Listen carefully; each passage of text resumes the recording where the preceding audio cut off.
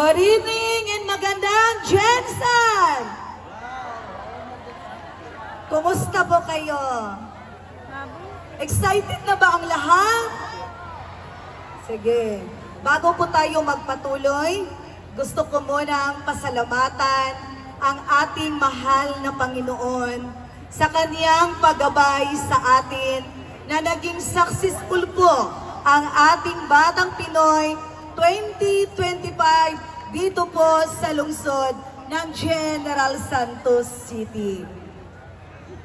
Gusto ko rin pasalamatan ang ating mahal na Presidente BBM Marcos sa kaniyang tiwala na dito gaganapin ang Batang Pinoy sa ating lungsod sa General Santos.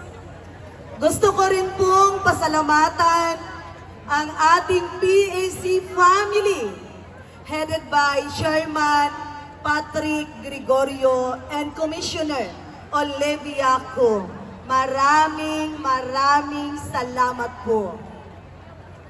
Gusto ko rin pong pasalamatan ang ating mga PNP. Umaga, gabi, madaling araw, ulan, init. Talagang andyan po sila para masiguro ang seguridad nating lahat. Maraming salamat po. Sa ating mga GTF, maraming salamat po sa inyo. Sa ating taga-Bureau Fire Protection, thank you so much po sa inyo. Sa ating mga Coast Guard, Maritime, Medical Team, Red Cross, LGU family, Air Force, City officials, Barangay officials, lalo na sa ating mga ISKI officials, hanggang magdamag para lang masiguro hatid sundo ang ating mga delegates. Maraming salamat po sa inyo. Sa ating mga DepEd family, maraming salamat po sa ating mga masisipag na mga guro. Dahil po sila ay patuloy na kayo ay itinuturing na mga anak nila. Imagine ninyo, 4 shifting po ang ating mga teachers. Diyan natutulog sa mga billeting area para masiguro na kayo ay safe. Thank you so much po sa ating mga teachers. Sa ating mga mayors, vice mayors, governors, lahat po na bumubuo ng Batang Pinoy, maraming salamat sa inyo. Lalong-lalo na po sa ating former Senator Manny Pacquiao na siya po ang dahilan kung bakit mas lalong nakilala ang General Santos City.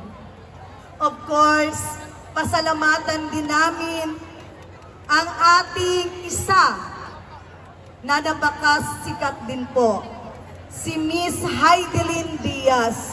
Thank you sa iyo dahil nga po hindi pa natapos ang Batang Pinoy, binigyan mo ako agad na mayor.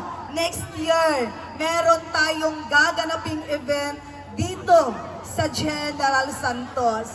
Maraming salamat sa pagtitiwala niyo po sa lungsod namin. Sa lahat po,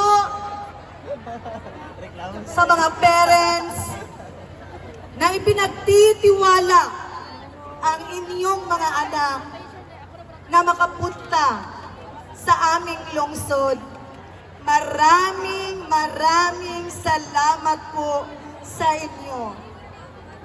Alam ko po, bilang isang ina Ramdam ko po kung ano ang nararamdaman ninyo, lalong-lalo na kung wala sa tabi ninyo ang inyong mga anak. Pero gaya ng sinasabi ko, sinasabi namin na kami po ang bahala sa inyong mga anak. Maraming salamat po sa inyo. Sa mga delegates, sana po dala-dala ninyo ang mga magagandang alaala na nakukuha nyo dito sa aming lungsod. Sana po kayo ang magpapatunay na ang General Santos City ay mga mababait ang mga tao.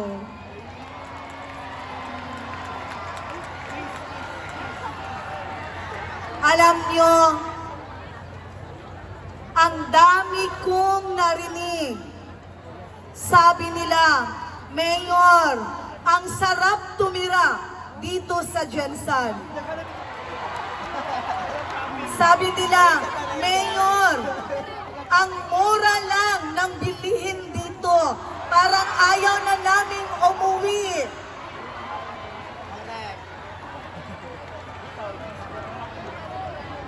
Sabi pa ng iba kagabi, kasi umiikot ako doon sa flea market.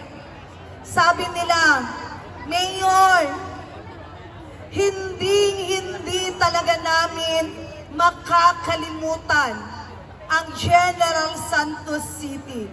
Dahil, ito pa, sabi nila, kumain kami sa restaurant o sa karinderya.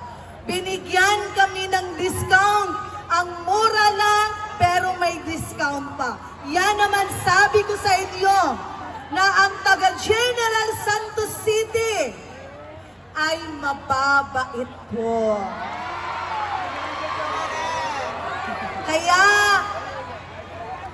aasahan niyo po, bilang mayor ng General Santos City, at kasama ang aming mga kasamahan ng mga opisyalis, masaya po kami dahil napatunayan namin at naipakita namin sa aming mga bisita na kayo ay parang pamilya na naming lahat. Sana po kung saan man kayo dalhin na next na mga event ninyo, huwag niyo pong kalimutan na naging bahagi rin po ang General Santos City. Sa inyong lahat, maraming salamat po. Panalangin po namin na kayo ay makauwi ng safe sa inyong pamilya. Magandang gabi and God bless everyone. Thank you very much, our very own Mayor Lorly G. Pacquiao. Of course,